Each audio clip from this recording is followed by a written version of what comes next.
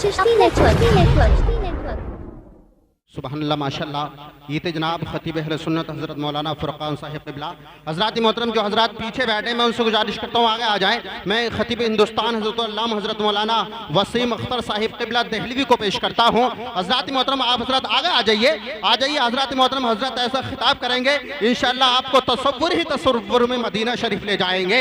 हज़रात मोहतरम आगे से पीछे तक दाएं से बाएं तक पूरा मजमा तड़प के बोले सुबहानल्लाह और मोहब्बत से बोले फहरिस्त गुनाहों की घट रही है यहाँ, बड़े सुकून से अपनी भी कट रही है यहाँ। यही हाल है ना, तो तड़प के बोले सुभान अल्लाह।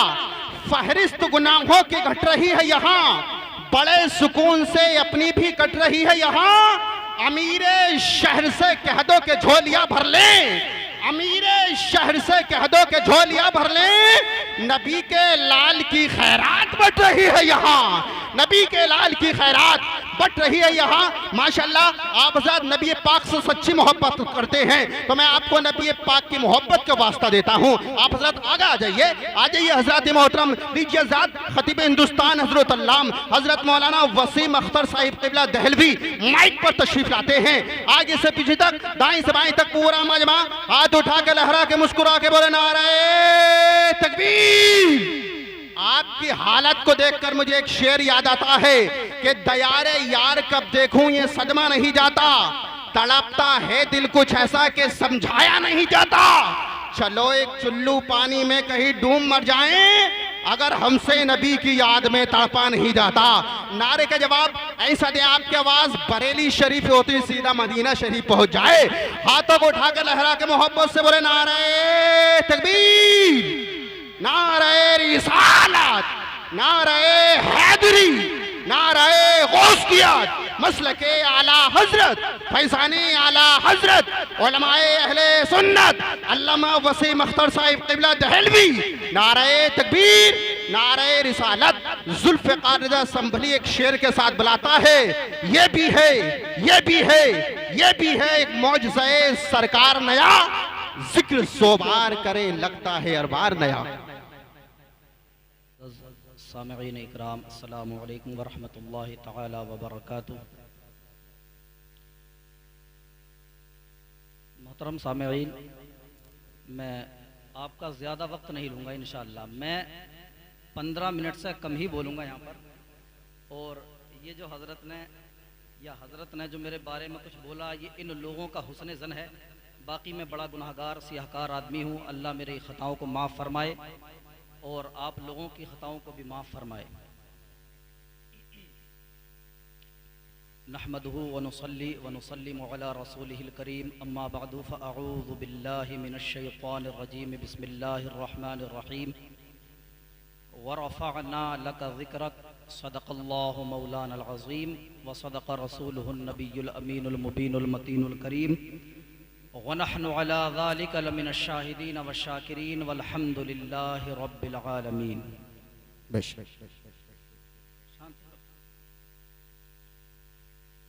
मुहतरम सामिईन, ये महफिल का जो इनक़ाद किया गया इसकी दो वजहें हैं। एक तो ये इसाले सवाब के लिए और एक शादी की खुशी के लिए। लेकिन शरई मसला ये है कि ये शरई मसला कोई भी कान खोलकर इसको हर शख्स अपने दिमाग में उतारे। शरीयत के अंदर गम को जाहिर करने की इजाज़त नहीं है। अगर अल्लाह तबारका व तआला ने हम मुसलमानों को कोई गम दिया तो उस गम को जाहिर करने की शरीयत में इजाज़त नहीं है, बल्कि उस गम पर सब्र करने का हमको हुक्म फरमाया गया। जी आई बात समझ? अगरचे इसाले सवाब के लिए है लेकिन गम के जाहिर करने की इजाज़त नहीं है। गम पर सब्र करने का हुक्म दिया गया है और खुशी पर खुशी मनाने का हुक्म दिया गया। तो इसीलिए ये महफिल जो है बहुत ही मुबारक और सआदत वाली महफिल है और आप लोग भी बड़े सआदतमंद हैं। अल्लाह तबारक व तआला आपकी इस हाज़िरी को अपनी बारगाह में कबूल फरमाए, आमीन।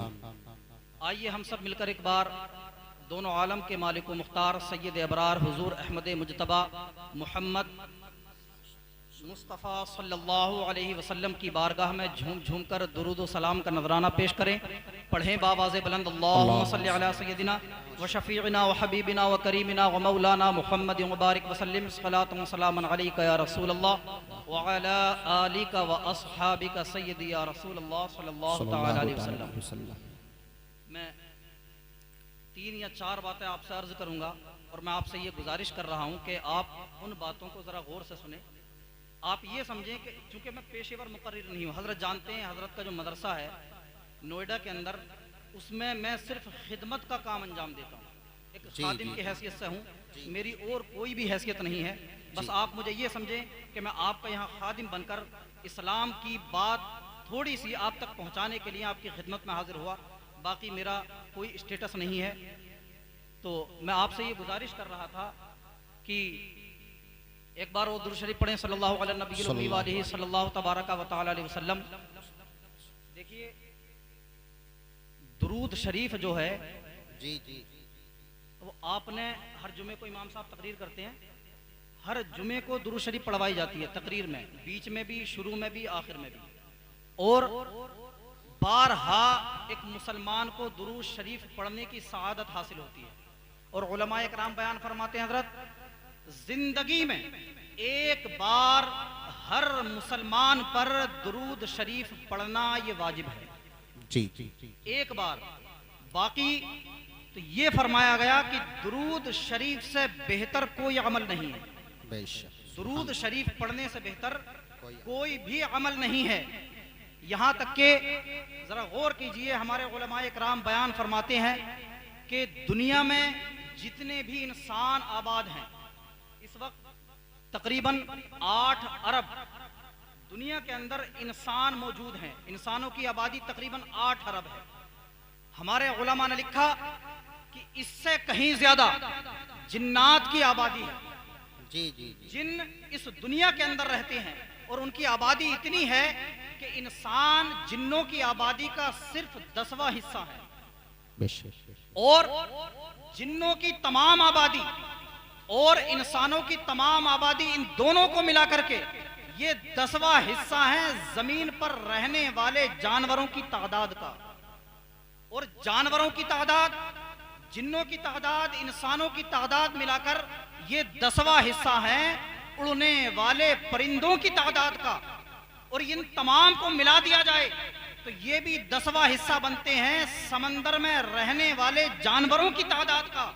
और इन तमाम को मिला दिया जाए तो ये तमाम की तमाम मखलूकात, जिसमें इंसान, जिन्नात, चौपाए, उड़ने वाले परिंदे, समंदर में रहने वाले जानवर, ये तमाम के तमाम शामिल हैं। ये तमाम के तमाम 10वां हिस्सा है जमीन पर रहने वाले फरिश्तों की तादाद का। जी जी जी। और जमीन के फरिश्तों की जो तादाद है वो आसमान अव्वल यानी कि जो पहला आसमान है उसके फरिश्तों की तादाद के मुकाबले में ये 10वां हिस्सा है। इसी तरीके से आप ऊपर चले जाएं तो आप अंदाजा लगाएं कि फरिश्तों की तादाद कितनी है। अब सवाल ये पैदा होता है कि ऐ अल्लाह तबारका व तआला, तेरी इबादत करने के लिए तो हर चीज है, लेकिन इतने फरिश्तों को पैदा करने की तेरी वजह क्या है? इतने फरिश्तों को तूने पैदा क्यों किया? तो अल्लाह तबारका व तआला कुरान मजीद के अंदर इरशाद फरमाता है, ऐ सवाल करने वाले, मैंने अपने फरिश्तों को अबस और बेकार पैदा नहीं किया, बल्कि मैंने अपने फरिश्तों को इसलिए पैदा फरमाया, इन्नल्लाह व मलाइकतहू युसल्लूना अलन नबी, बेशक अल्लाह और उसके तमाम फरिश्ते उसके नबी पर दरूद भेजते हैं। सुभान अल्लाह, सुभान अल्लाह, जिंदाबाद जिंदाबाद। और क्या बात है। दूसरी बात हजरत, ये गैर मजहब वाले जो हैं उन्होंने एतराज किया कि मुसलमान ये कहते हैं, हर मुसलमान का ये अकीदा है कि हमारे नबी सल्लल्लाहु अलैहि वसल्लम तमाम नबियों में सबसे अफजल हैं। ये अकीदा है, तमाम नबियों में सबसे अफजल हैं। एक गैर मुस्लिम ने एतराज किया कि तुम ये कहते हो कि हमारे नबी सल्लल्लाहु अलैहि वसल्लम तमाम नबियों में सबसे अफजल हैं, ये कैसे हो सकता है? जबकि हजरत आदम अलैहिस्सलाम को जब अल्लाह तबारका व तआला ने पैदा फरमाया तो अल्लाह तबारका व तआला ने तमाम फरिश्तों को हुक्म फरमाया कि ऐ फरिश्तों तुम आदम को सजदा करो। आपने सुना है नहीं सुना है? हजरत आदम अलैहिस्सलाम को फरिश्तों से अल्लाह तबारक व तआला ने सजदा करवाया था। अब वो एतराज करने वाला ये एतराज करता है कि हजरत आदम अलैहिस्सलाम को तो फरिश्तों ने सजदा किया है, लेकिन तुम्हारे नबी सल्लल्लाहु अलैहि वसल्लम को किसी फरिश्ते ने सजदा नहीं किया। तो इसका मतलब ये हुआ कि तुम्हारे नबी अफजल नहीं है, बल्कि हजरत आदम अलैहिस्सलाम अफजल हैं। तो इसका जवाब हमारे उलमा, हमारे इमाम अजल इमाम फखरुद्दीन राजी तफसीर कबीर में फरमाते हैं कि ऐ एतराज करने वाले, तूने सरसरी जबान में एतराज तो कर दिया कि हजरत आदम अलैहिस्सलाम को फरिश्तों ने सजदा किया, इस वजह से हजरत आदम अलैहिस्सलाम हमारे नबी सल्लल्लाहु अलैहि वसल्लम से अफजल हैं, लेकिन तूने ये नहीं समझा कि अल्लाह तबारक व तआला ने फरिश्तों को नबी करीम सल्लल्लाहु अलैहि वसल्लम के लिए सजदा करने का हुक्म नहीं फरमाया, बल्कि फरिश्तों से दरूद पढ़वाया नबी करीम सल्लल्लाहु अलैहि वसल्लम पर। और ये दो वजह से सजदा करने से ज्यादा फजीलत रखता है। एक वजह क्या है? आपने ये सुना कि हजरत आदम अलैहिस्सलाम को जो फरिश्तों ने सजदा किया वो एक ही बार तो किया, एक ही बार किया, बार बार फरिश्तों ने सजदा नहीं किया, एक बार किया बस। लेकिन अब आओ नबी करीम सल्लल्लाहु अलैहि वसल्लम की बारगाह में अल्लाह तबारक व तआला फरमाता है कि ऐ मुसलमानों, इन्नल्लाह व मलाइकतहु युसल्लूना अलन नबी, एतराज करने वाले, मैंने आदम अलैहिस्सलाम को सिर्फ एक बार फरिश्तों से सजदा करवाया, लेकिन मेरे नबी पर क़यामत तक आने वाले फरिश्ते दरूद भेजते रहे। सुभान अल्लाह, सुभान अल्लाह। बहुत तो एक वजह पता लगी आपको। और दूसरी वजह, जो सजदा फरिश्तों ने किया उसमें अल्लाह तबारका व तआला शामिल नहीं। क्यों? क्योंकि अल्लाह तबारका व तआला मसजूद है। मसजूद का मतलब यह है कि अल्लाह तबारका व तआला को खुद सजदा किया जाता है, उसकी खुद इबादत की जाती है। सजदा करना उसकी शान के मनाफी है, उसकी शान के लायक नहीं है। अल्लाह तबारका व तआला ने हजरत आदम को जो फरिश्तों से सजदा करवाया वो सिर्फ फरिश्तों ने ही सजदा किया।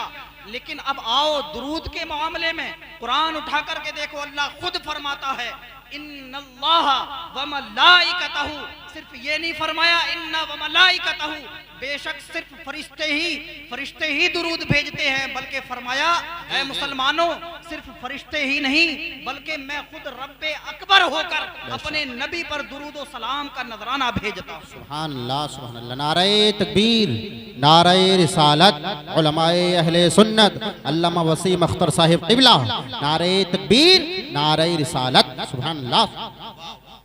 ये तो दुरूद शरीफ की फजीलत है। अल्लाह तबारका व तआला ने फरमाया वरफ़अना लका ज़िक्रक, और ए महबूब हमने तुम्हारे लिए तुम्हारे जिक्र को बुलंद फरमा दिया। हमने तुम्हारे लिए तुम्हारे जिक्र को बुलंद फरमा दिया। अब ये थोड़ी बात जो है गाढ़ी हो जाएगी, लेकिन मैं समझाने की कोशिश करूंगा आप लोगों को।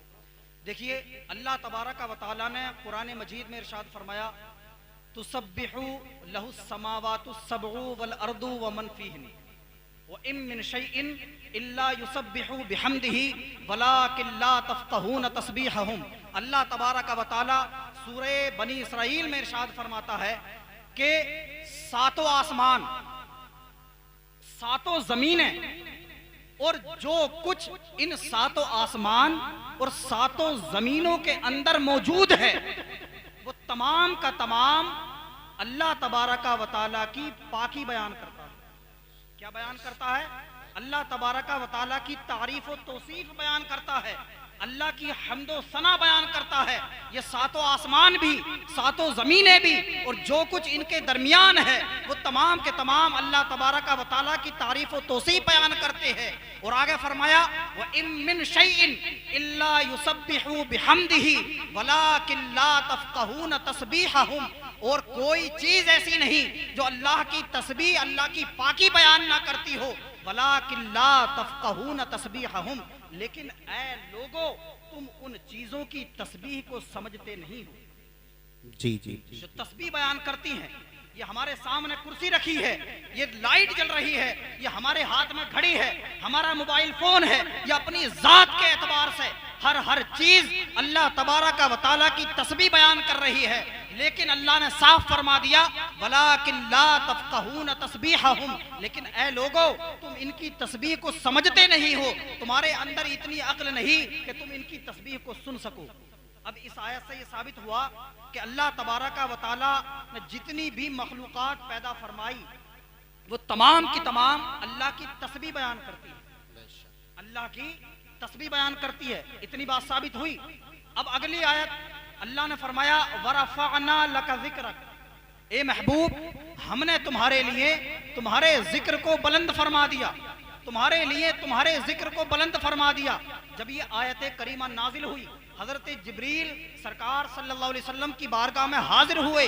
सरकार ने इरशाद फरमाया, ए जिब्रील ये बताओ जो अल्लाह ने मेरे ऊपर ये आयत नाजिल फरमाई है वरफ़अना लका ज़िक्रक, कि ए महबूब हमने तुम्हारे लिए तुम्हारे जिक्र को बुलंद फरमा दिया, इसका मतलब क्या है? इसका मतलब क्या है?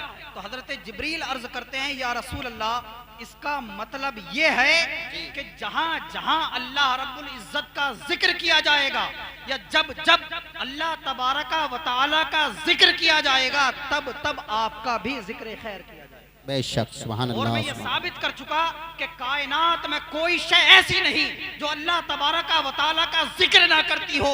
तो पता ये लगा कि जो चीज अल्लाह का जिक्र करती है वो मेरे मुस्तफा का जिक्र भी करती है। सुभान अल्लाह, सुभान अल्लाह। इसीलिए अल्लाह ने फरमाया वरफ़अना लका ज़िक्रक, और ए महबूब हमने तुम्हारे लिए तुम्हारे जिक्र को बुलंद फरमा दिया। बेशक। बस मेरा टाइम खत्म हो चुका है। अल्लाह तबारक व तआला की बारगाह में दुआ है, अल्लाह तबारक व तआला हम सबको ज़्यादा से ज़्यादा सिरात मुस्तकीम पर चलने की तौफीक अता फरमाए, नमाज की पाबंदी की तौफीक अता फरमाए, अपने माँ बाप की खिदमत की ज़्यादा से ज़्यादा तौफीक करने की तौफीक अता फरमाए। व आखिर दावाना अनिल हम्दुलिल्लाह।